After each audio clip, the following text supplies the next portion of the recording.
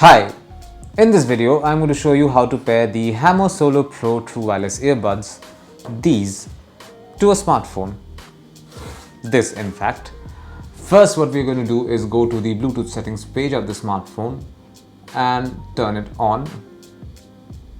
Okay, so now that I'm here, I'll go back to the Hammer Solo Pro and I'm going to lift the lid and take out the earphones. To be very fair, you don't even have to take out the earphones because almost immediately I'm getting a Hammer Solo Pro option right over here.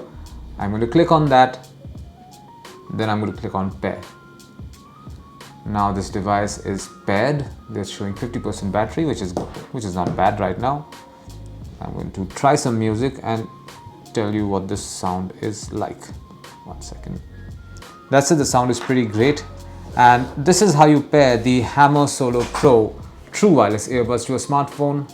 Thank you for watching.